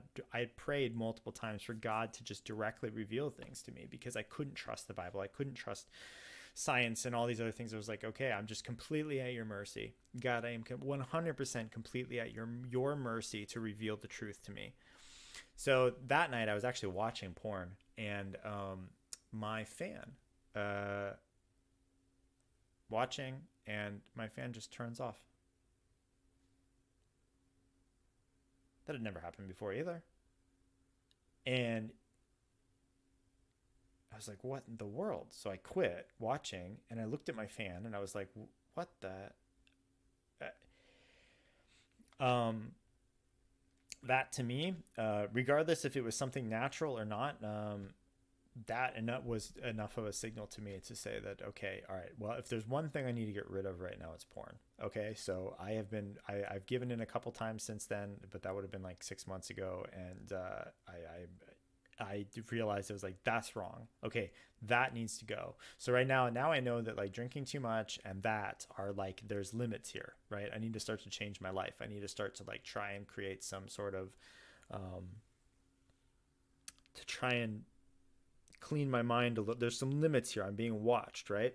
So while this spiritual battle is going on, and I'm feeling like this, like I remember I went to Croatia with some friends, and I had been feeling like there was this white bubble around me when I walked places. And sometimes it was so strong, I would notice other people looking at me funny.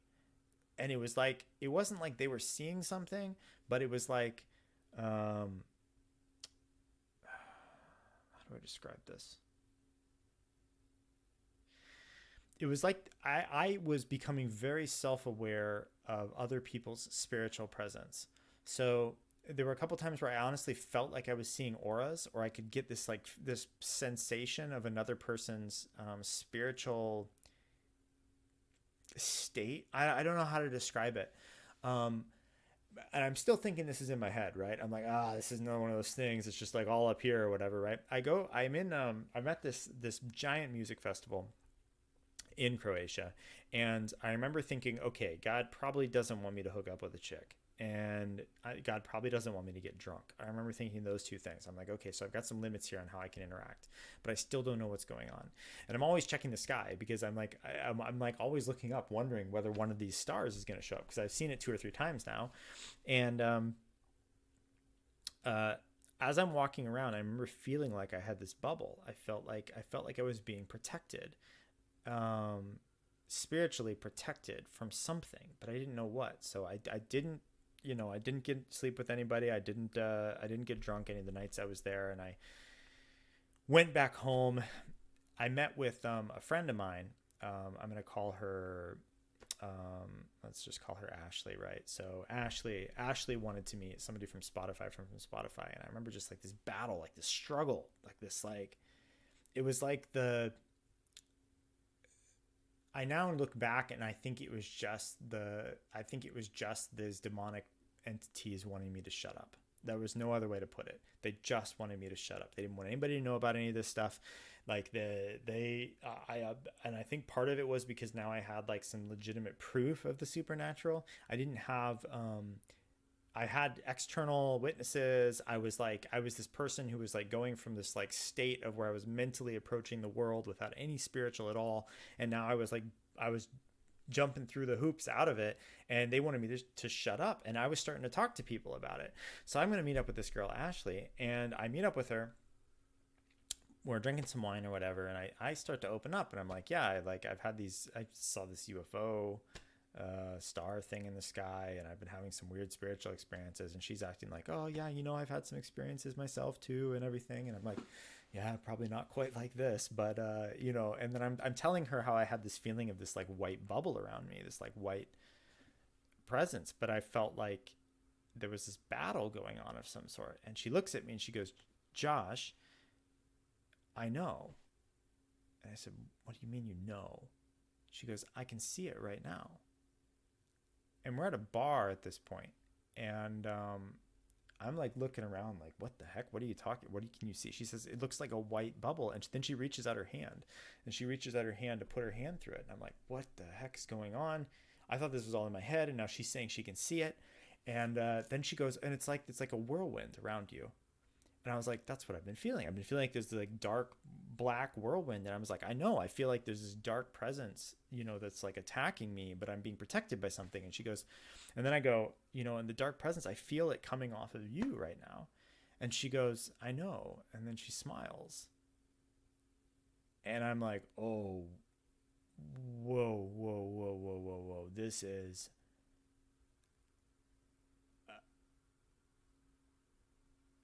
she's just basically admitting, if there's a spiritual realm, that she's involved in the dark side of things, and that she knows the dark is coming off of her toward me.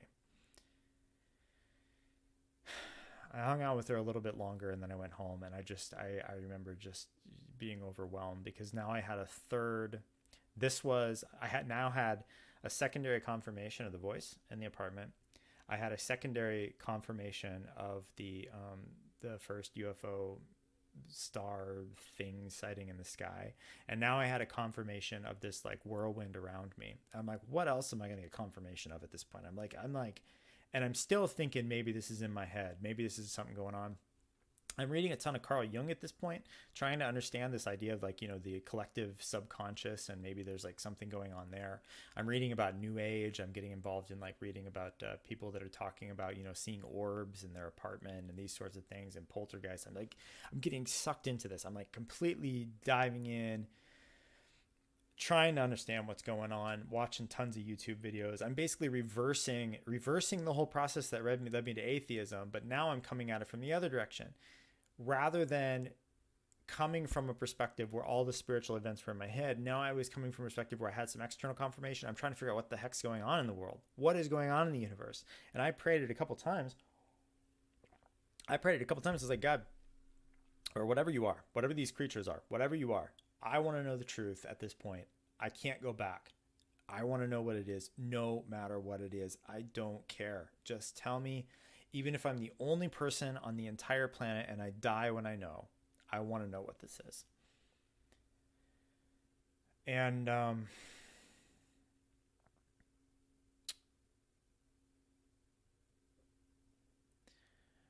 So, I mean, this is exhausting.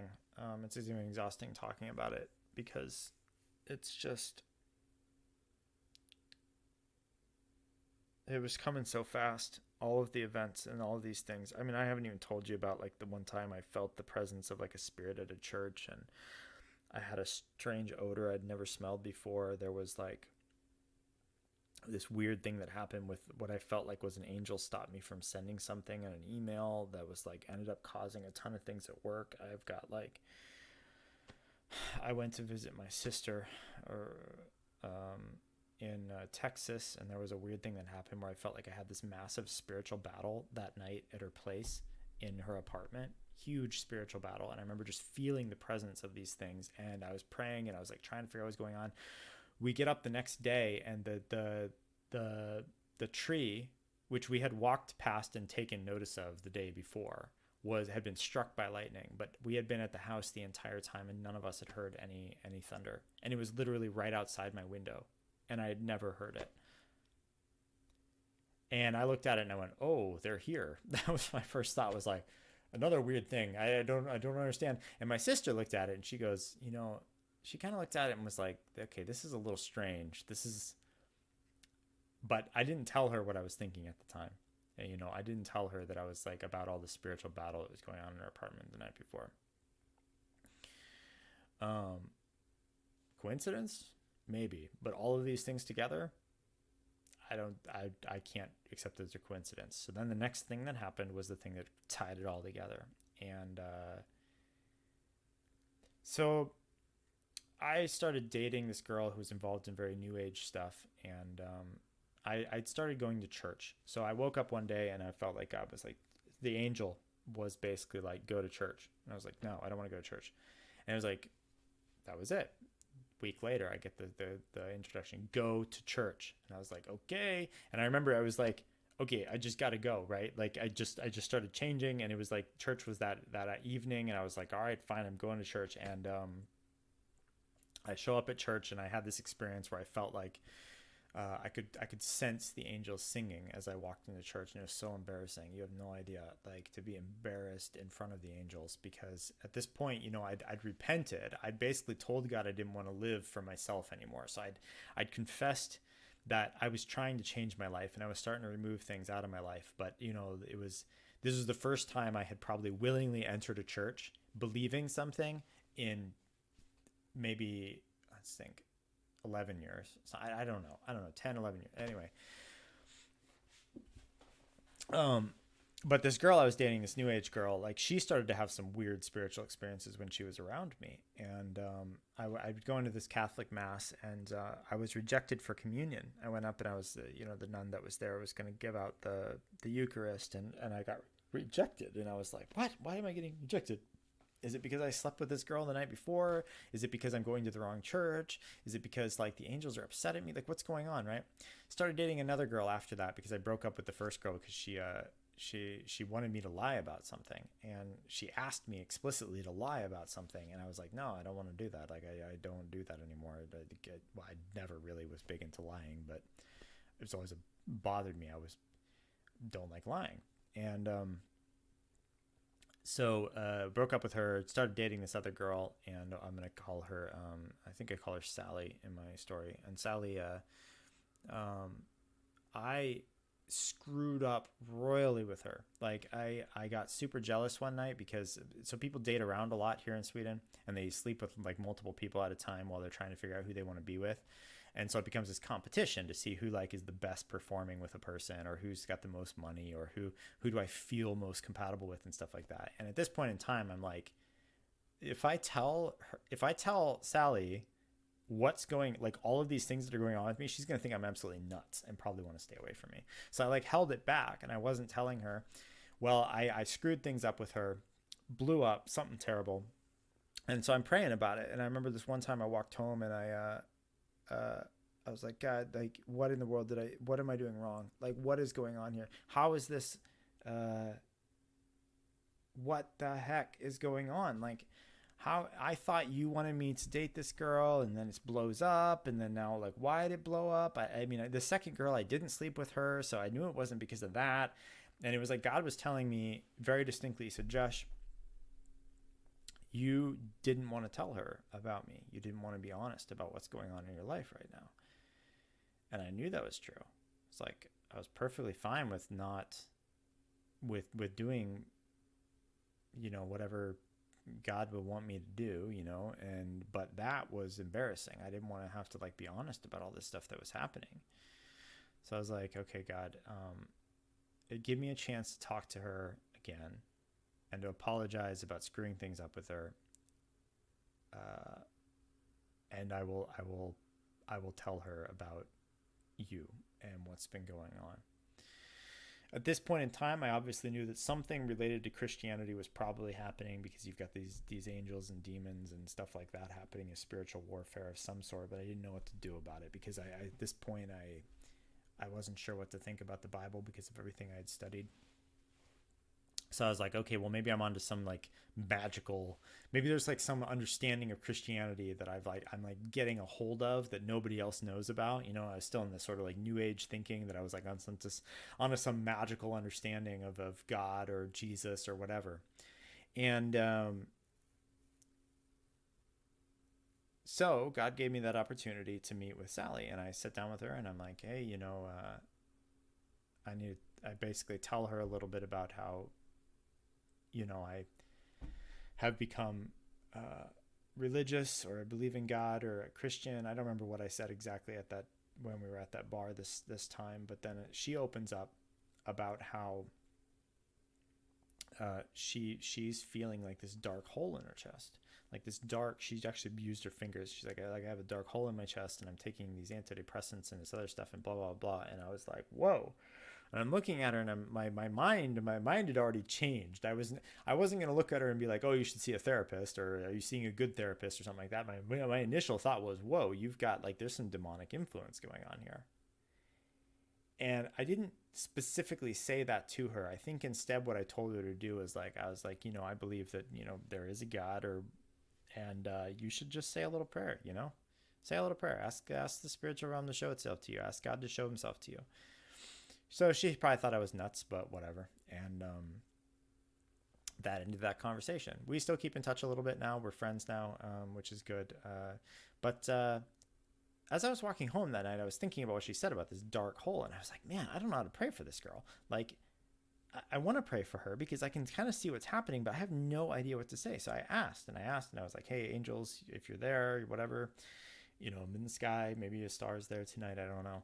And I was like, can you just tell me what I need to pray for her? And this word pops in my head, like super clear. It just says deliverance. And I was like, deliverance. It's a weird word. Like, I haven't said that word probably in 12 years. I don't even think I remember saying that word when I was a Christian, really. We talked about salvation, but the word deliverance was like weird, because nobody, who says that? Like, who says deliverance? Yeah, you need deliverance, you know, like. So I was like, well, angels, what do you mean by deliverance? What does that mean? Like, deliverance from what? Does she have like some childhood trauma or something? Like, is there like a demon that's like, is she possessed, or is she being oppressed? Like, what's going on? I don't know. Deliverance from what, right? So I went to bed that night, I think, and then a little bit later, I remember, I don't know, there's a bunch of things that happened here, but I knew I was supposed to follow God at that point. I knew God was distinctly telling me, Josh, you know, this isn't going to work. If you're going to need to, you can date girls, but you definitely can't sleep with her, and you can't have a long-term relationship with a girl unless she's a Christian, because she's going to have to understand all this stuff that's going on in your life, and is going to have to be able to relate with you on it and understand the spiritual battle stuff that's going on. And I was starting to feel that God was distinctly picking me for a purpose, because I don't think all this stuff would happen if he didn't actually have a plan for what I was supposed to do with this. And but then I was sitting there thinking, I was like, God, like, I'm so confused about so many things. I'm confused about like evolution and psychology and like the hermeneutic of scripture and the canonicity of scripture and inerrancy or errancy and like the nature of God and blah, blah, blah. I don't know what to believe. How am I supposed to figure this out? I know you're giving me this like star in the sky, that had, at this point in time, I think it had appeared, I don't know, 6 or 7 times. I had seen it. The problem was I would sometimes see it and then I wasn't 100% sure if it actually was the same thing I saw the time before. I'm guessing in total I'd seen it 7 times at this point. And I'm praying and I'm like, God, what in the world is this stupid star that you put in the sky? Could you have it like spell something out? Like, how do I even know it's even real? And I'm thinking in my head, I'm like, man, maybe I'm just like imagining this. Maybe there's, you know, maybe it's just I'm seeing satellites or meteors or flares or something like that. How am I going to know that it actually is? Oh no, shoot. I sorry. I need to take a step back. No, I had already like reached that point. So there was this one time when I was thinking these thoughts. This would have been like a month before this, where I'd seen it a couple times at this point, and I remember thinking, how do I know this is actually real? I was like, I need it to move in a strange way in order for it to prove that it isn't. It's something supernatural. So I remember I went on the balcony this one night after thinking this. I'd only thought it. I hadn't prayed it. I'd only been thinking it. I've been thinking this thing needs to move weird, or else I'm gonna not know. Go out on the balcony, and I'm not gonna kid you. I see it again, right? This is a little star. It was in a different position in the sky this time. And so like the first time I saw it was out to the right of my balcony. And the second time, this time I was seeing it out to the left. Or this is the third or fourth. I don't remember how many times I'd seen it at this point. But it appeared. So it's like a bright light, right? Slowly moving this way. And as soon as I looked at it, it faded out. I'm staring at it, right? I'm like, oh, it's disappeared. So I look away. And then I look back, and there it is, bright again. I'm like, what the heck? And there it goes fading out. I'm like, what the heck is going on? Look away. I look again. There it is, bright. But this time, instead of fading out, it accelerated in speed down toward the horizon. So it was at a slight angle toward the horizon. It accelerated downwards. And it was just like picked up speed. And I remember sitting there, my heartbeat went up. Like I had goosebumps all over my body. And I'm like staring at it. I'm like, what the heck is this thing? What the heck did I just see? Like, this is too much. Like, I'm freaking out. I text my friend Adrian. I call him Adrian in the story. This is not his real name. I'm like, what in the world did I just see? Like, I just saw a UFO and it darted across the sky faster than anything I've ever seen before. And what I realized, I've looked back at this and I'm like, oh man, its movement like kind of disconfirmed all the normal things. It couldn't be a meteor. Why would a meteor appear 3 times and then meteors don't accelerate as they come into the atmosphere, right? It couldn't have been something shot from the Earth because it was coming down toward the horizon. So it's coming from outer space or whatever. It was obviously paying attention to my thoughts because it was literally the day before when I was thinking, oh, you know, this thing needs to move strange in order for me to know it's actually something supernatural. Next day it does it.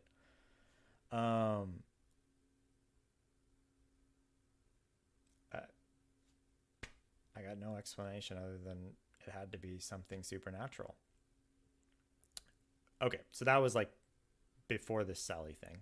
But during the Sally thing, I was praying this prayer and I was like, God, like this thing isn't giving me any message. I mean, it needs to leave a note in my apartment or something. Or could you have like a Bible appear and have it like open to verse or something? I just like, that's what I was thinking. Can you give me some like clear, I'd like want to, you know, a scientific paper outlining the reality of things. This is too vague. I feel like I'm following breadcrumbs to a destination.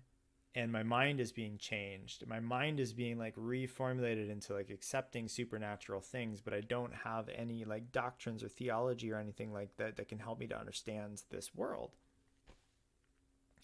And then I got to thinking about the star. I got to thinking, man, I've never heard of this before. I mean, I grew up in the Christian church. I've been going to the, you know, like I was there for 23 years before I became an atheist. And I'd never heard anybody having a star like this appear in the sky. Nobody talked about UFOs as it related to Christianity. What was I supposed to do with this? So I searched around on the YouTube. I searched around online to see if I could find somebody else who had followed a star like this anywhere. And nothing. I couldn't find anything. There were plenty of articles about UFOs, plenty of stories of people like seeing them, but nothing like what I was experiencing. So I was like, man, what in the world could this mean? And then I remembered that there's only one place I could think of where this happen. And that was in the Bible when it says the Magi followed a star to where Jesus was born. Keep in mind, at this point in time, I didn't actually believe any of these stories. I mean, I thought maybe they could be true, like some of them could be true, but the whole thing being true, that seemed ridiculous to me. I mean, I knew that the genealogy in Matthew and the genealogy in Luke don't match each other, right? So then it's like, well, okay, you know, maybe some of the stories are true, but like it sounds like some of them were made up, right? But the Magi story was really interesting to me, and the reason it's so interesting is because it doesn't seem like the type of story that somebody would just like make up and put in there. It sounds like it has some, even if there's some legend to it, it sounds like the type of story that somebody had actually heard and then decided to incorporate it in. It's even weirder because the Magi would not have necessarily been Jewish people, so they would have been external. And so the fact that the story is written that they're coming from a long ways away to show up at the birth of Jesus is really interesting.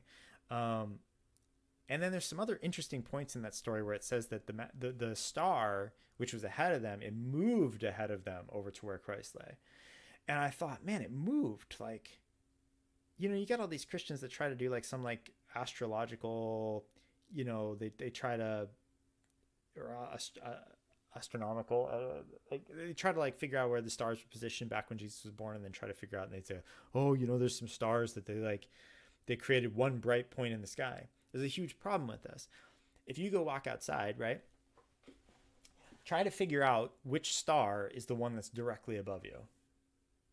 It's not accurate enough, right? Like you can't, if I go outside, even if the star is like straight up in the sky, that doesn't tell me. I could walk all the way across Stockholm and that same star would be straight up in the sky, right?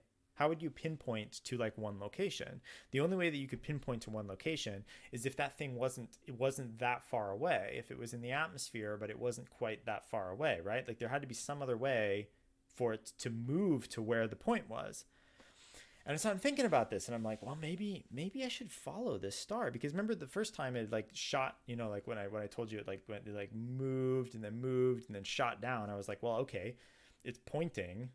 Well, sorry, wrong hand. So it's like pointing to a location. I could figure it out. It was right there, right? You know, at the bottom of the thing. If I got a compass and I pointed it to that, I could walk in a straight line to where the star was, right?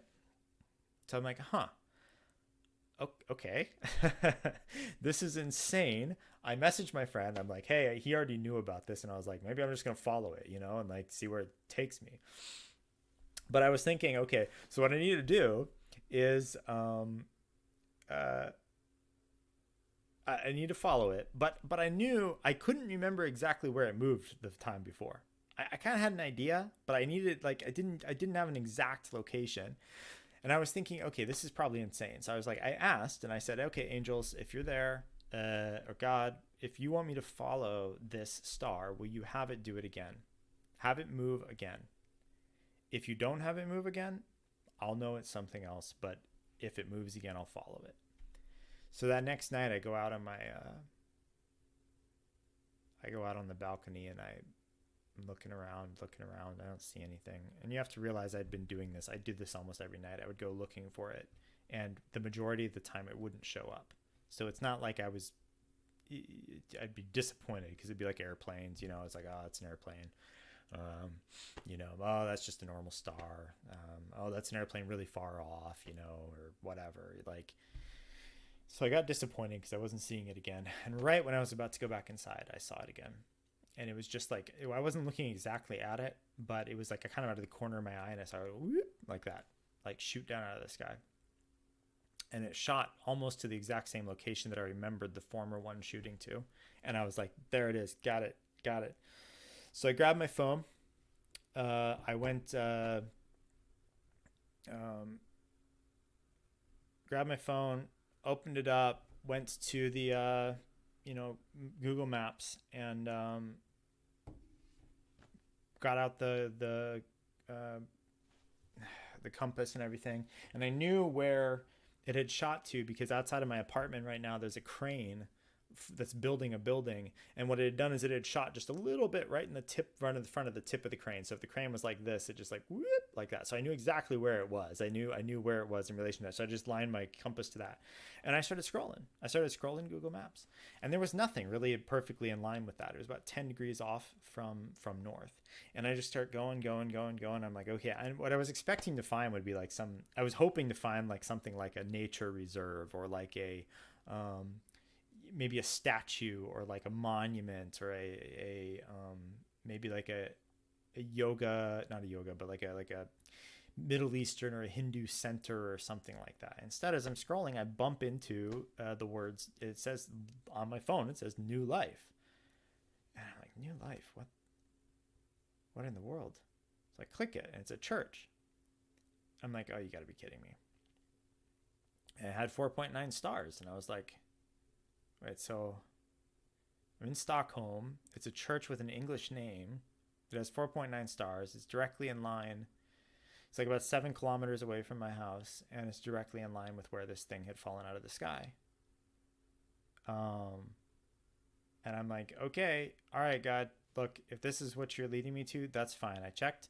This was a Thursday. On that Sunday they had a service at 10 a.m. I was like, fine, I'll just show up at a 10 a.m. service. Just so happened to be one of the English-speaking churches in Stockholm. I show up. I'm embarrassed, right? I'm embarrassed. I had already gone to the Catholic Mass, but I got rejected for Eucharist, so I left, right? And then the next thing was when I was hanging out with when I had dated Sally a couple times, I found out about this church, a Hillsong church in Stockholm, so I'd gone there.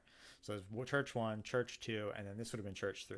And if you remember right, the star had done a once and a twice, and then the third time it shot down, right? Like, so I was thinking, okay, maybe this is the third move. This is where I'm supposed to be, right? And so at 10 a.m. I'm in the church, and I'm sitting there just like, okay, I don't know anybody here. And then they ask, like, I remember they ask about guests, right? Like, so they're asking about they're like, are there any first timers here? And I'm like, well, hey. They're like, okay, so we're going to meet with you after over here. And I'm thinking, how am I going to tell them why I'm here? What do I do? Like, hey, I saw a UFO in the sky, and I decided, okay, on a whim, I should follow this thing here. Anyway, that Sunday, there was a traveling preacher who was there. And at the end of the service, I remember the service, I don't remember exactly what he talked about. He did mention, he started talking about how he'd had some like deep spiritual experiences, how he'd been a hippie in like the 70s or whatever, 60s, 70s. And he had seen some demonic things happen. And I was like, oh, this is interesting. Like, that's kind of what I'm experiencing, some things around me now. This kind of relates, right? And then at the end, he says, he goes, and tomorrow I'm starting my 3-part series on spiritual warfare in Stockholm. And so it'd be Monday, Tuesday, Wednesday.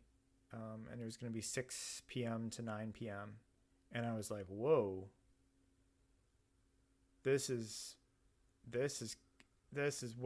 too coincidental. Like, and you have, I think the part I can't really emphasize at this point enough is this, like, how embarrassed I was. I felt like I was just following these little breadcrumbs that were like laid out for me. And I did not want to believe Christianity at all. No, well, let me take that back. I wished that there was the idea of heaven and a savior, but my mind was so full of all the contradictions that I'd heard about in the Bible and all the arguments and all these other stuff that I just didn't want to have to be dishonest and in my faith. And so I'm thinking, I'm going to be going back to Christianity. I'm like, I just know it. Like, I already knew I was kind of headed back, but I was like, this is too weird. This is too weird. This is too weird. And so I show up on Monday, and I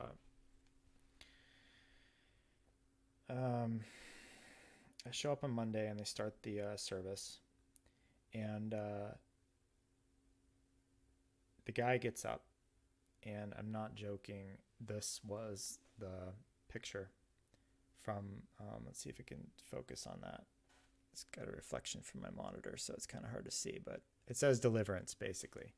And that was what I saw. So that was the first word that pops up on the screen when I start on Monday. And if you remember, the word that I got when I was asking what to pray about was the word deliverance, and that just kind of came out of nowhere. And I got notes of this. I can prove all of this.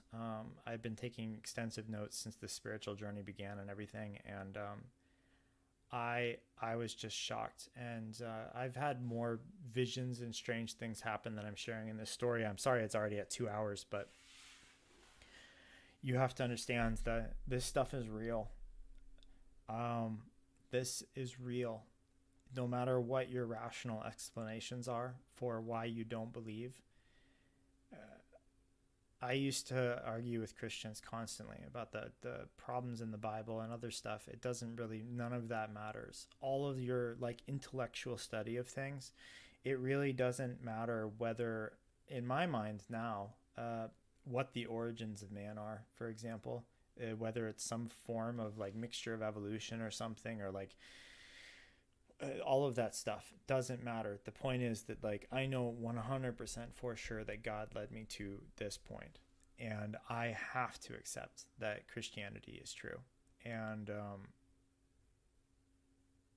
I had a star in the sky lead me to deliverance, and since then I've been spending tons of time just praying and being alone and trying to understand how to like fix like and how to work through all of these like intellectual arguments and stuff I've had in my mind. But I can tell you beyond a shadow of a doubt that Satan and the demons are beyond deceptive. This whole realm that we're experiencing right now is a test, so to speak. This is all only partially true. Everything that we're experiencing in this physical life is a partial reality, and behind the veil is the spiritual reality of everything that's happening. And you may think you've got like the perfect arguments for why Christ is not actually the Messiah, and I can tell you beyond a shadow of a doubt that he is. And I believe in him now because because God did answer my prayer, and you need to pray that prayer too. If you're having doubts, hell is real, heaven is real, your life is sinful, and you need a creator, the creator, to save you. I've spent so much time crying as I listen to I really love listening to Keith Green and his music. And now with the Kanye West album that came out, Jesus is King, I've been listening to that, and I'm sorry, I feel exhausted right now even finishing this. I'm far from perfect. I am not a perfect person, and I do not have answers for the most of the questions that exist about Christianity. I don't think we're supposed to know all of them. I don't think that there's a rational explanation for everything. There's no rational explanation for all of the events that led to me showing up at that church with Deliverance showing up on the screen, unless there is a spiritual realm behind things that involves the demonic and the angelic and God. So you've got dark versus light, and if you think you are not part of the darkness, but you don't believe in Jesus Christ, then you're just completely fooling yourself. You are completely fooled right now. And I have had a couple of times where God has allowed me to sort of like experience my mind shifting back into like viewing the world through that atheistic, purely evolutionary sort of no supernatural perspective. And then I get pulled back into the way I think now. And I'm just terrified because it is so deceptive. It's beyond something you can control. You are having your entire perception of reality manipulated by the demonic if you do not believe in Jesus Christ. I don't have answers to the questions about everything. All I know is that I prayed desperately for God to show me some proof of his existence. And he gave it.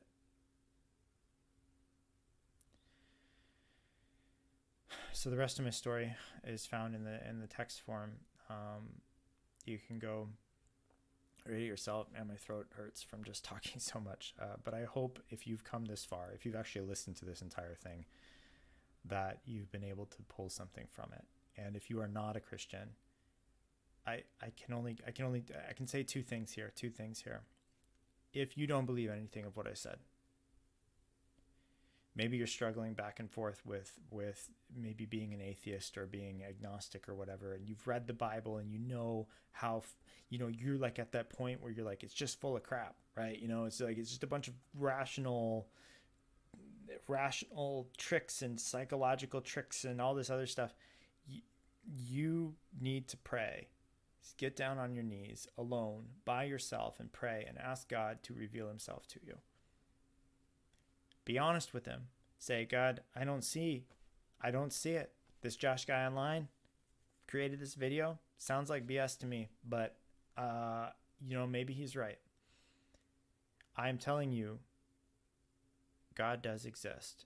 And if you pray that prayer and you're sincere, he will answer you. And he'll do it in a way that you least expect. And the answer doesn't have to make 100% sense. The idea of being born again spiritually doesn't make sense. For those of you who do believe in the supernatural, but maybe you're caught up in like the UFOs and the New Age and the, messengers bringing you special messages. Maybe you follow a medium or a spiritualist or spiritualist. Maybe you're getting involved in some deeper tantric yoga type stuff or like anything like that, and you're starting to align yourself spiritually with the universe or something. You have to realize that you are playing directly into the demonic realm. Doesn't matter whether it's through drugs or sex or music, money, meditation. All of these things are just illusions. They're complete delusions about the nature of reality and what is behind the veil. What is behind the veil that separates this physical realm from the spiritual realm. You remember that I talked about that voice in the apartment, right? The voice was the spiritual realm talking past the veil to me. Somebody else heard it. Does that make any sense? No, it doesn't make any sense. It doesn't make any sense at all. It makes absolutely no sense. Star in the sky leading me to a church and then confirming. I mean, I have the confirmation that that's where I was supposed to go because I show up, and the very next day is this series I didn't even know existed, and the theme of the series was spiritual warfare, and the title, the word pops up, Deliverance, which is a word that I had been given like 2 weeks before. Does any of this make sense? No, it doesn't make sense. That doesn't matter. The point is that behind that veil into the spiritual realm, things don't work the same way as they do here. When God reaches out and communicates, God does so through means and methods that are beyond our comprehension. And when you pray for God to reveal himself to you, that is what you're asking for. You're saying, God, it doesn't make sense to me. This universe does not make sense to me. My understanding of science and everything doesn't make sense. Can you show me the truth behind all of this? The truth behind all of the deception and lies that everything in the world throws at you. And if you're somebody who does believe this and you're seeing this, you need to ask God to grant you repentance, so that way you can confess your sins, and that God would deliver you from Satan and all of the lies and traps that he throws at our mind and at our soul. You need to be delivered. So I'm going to end with a prayer, and I hope this was useful to you. Lord God, I don't know if anybody's actually going to watch the video. It's 2 hours and 10 minutes. Who's going to make it this far, right? I mean, but I felt that you wanted me to do this, so I'm doing it. Maybe one person will watch this, maybe two.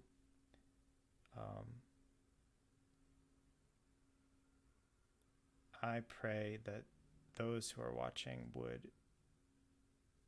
you would grant them exactly what they need to see in order to get the confirmation that they need to believe that you're real. And that you did send your Son, Jesus Christ, to die and rise again. And that Christ, the Lord Jesus, is the ruler of everything, both behind the veil into the spiritual realm and here on earth. And that, Lord, people would have the excuses and the endless rationalizations stripped from their mind, so that way they can see the light. And the light is not something that makes any sense, just like those angels that I could feel the presence of in my apartment. Did it make any physical sense? Absolutely not. Did it make any rational sense? Not really, but you know what? They were there. And I pray that you would deliver people from false spiritual experiences as well, that people would keep hunting and they wouldn't just believe anything that comes their way from the spiritual realm, but that everybody listening would understand that they need to keep searching. And then, God, I pray for myself as well, that if there's anything I've said in this video that's like off or wrong or just self-serving or a mistake, that you would overlook that, and that you would just use this to bring as many people as possible to the truth. Amen.